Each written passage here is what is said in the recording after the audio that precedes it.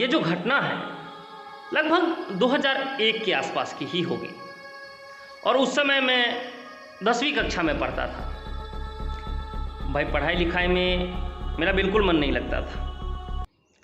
मैं एक चीज़ तो हमेशा सोचता था कि काश कोई ऐसा मंत्र मिल जाए जिससे सब अपने आप याद हो जाए, मुझे कुछ न करना पड़े। कोई ऐसा प्रेत साधना हो, कोई ऐसा प्रेत हो जो मेरी मदद करे, जो मेरा एग्ज़ाम दे दे और मैं घर बैठे ही पास हो जाऊं। आजकल बहुतों का ऐसा सपना होता है और उस समय मेरा भी यही सपना था कि कोई ऐसा प्रेत मिले, कोई ऐसा मंत्र मिले जिससे मैं बहुत ही आसानी से अपने जीवन को आगे बढ़ा सकूं।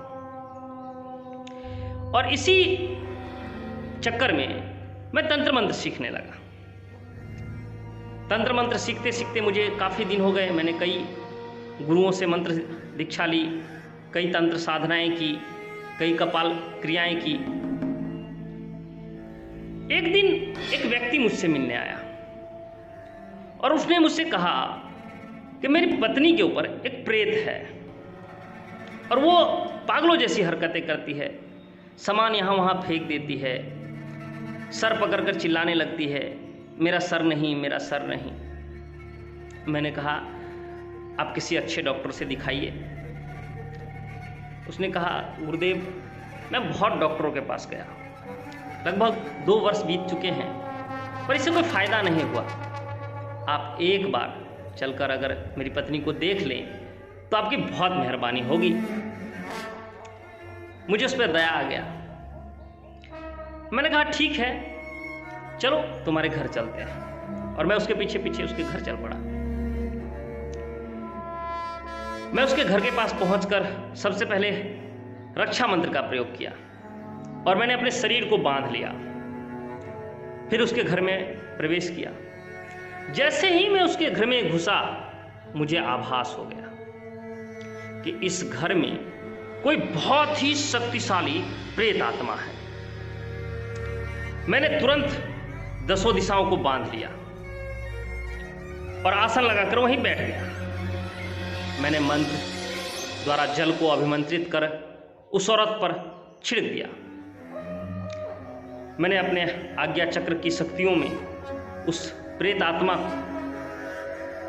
देखना चाहा, उससे संपर्क करना चाहा। वो बहुत ही शक्तिशाली प्रेत आत्मा थी। मैंने अपनी पूरी शक्ति लगा दी उसके पीछे। फिर मुझे वो आज्ञा चक्र में दिखा। दोस्तों अजीब बात थी, उस प्रेत के सिर नहीं थे। मैं उससे कुछ भी पूछता तो वो सिर्फ इशारों में जवाब देता और मैं कुछ समझ नहीं पाता। फिर मैंने अपने थैले से एक सिर निकाला। मैं हमेशा अपने थैले में एक सिर रखता हूँ जिस पे मैं कपाल क्रिया किया करता था। उस सिर को मैं हमेशा रखता हूँ ताकि कभी भी कपाल क्रिया की आवश्यकता पड़ती। मैंने अपनी शक्तियों द्वारा उस कपाल को उस प्रेत आत्मा के सिर से जोड़ दिया। सिर जुड़ते ही वो प्रेत ठहाके मारकर हंसने लगा। वो बहुत खुश हो चुका था। ये देखकर थोड़ी सी सिहरन मेरे शरीर में भी पैदा हो गई। मैं भी थोड़ा सा भयभीत तो हो ही गया था। फिर भी मैंने हिम्मत करके उससे पूछा कौन हो तुम और क्या चाहते हो इस औरत से। उसने कहा डरने की बात नहीं है, मैं इसका परदादा हूं। एक बार मेरे यहां डाका पड़ा। डाकू लोग मेरा सर काटकर अपने साथ ले गए। तब से मैं बिना सर के भटक रहा हूं। मुझे मुक्ति चाहिए और कुछ नहीं।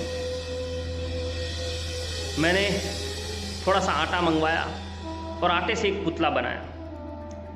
पुतले में उस प्रेत आत्मा प्रवेश करवाया और उसकी पोती के द्वारा, उसकी पोती के हाथों से ही उस पुतले का अंतिम संस्कार विधिवत करवाया, जिससे उस प्रेत आत्मा को मुक्ति मिल गई। वो दोनों पति पत्नी बहुत खुश थे और मैं भी बहुत खुश था उस प्रेत आत्मा को मुक्ति दिलाकर। दोस्तों कहानी कैसी लगी कमेंट जरूर कीजिएगा। हम बहुत मेहनत से आपके लिए कहानी लेकर आते हैं। आपसे बस एक ही इच्छा रखते हैं कि आप इस वीडियो को शेयर कीजिए ताकि और लोग इस वीडियो का आनंद ले सकें।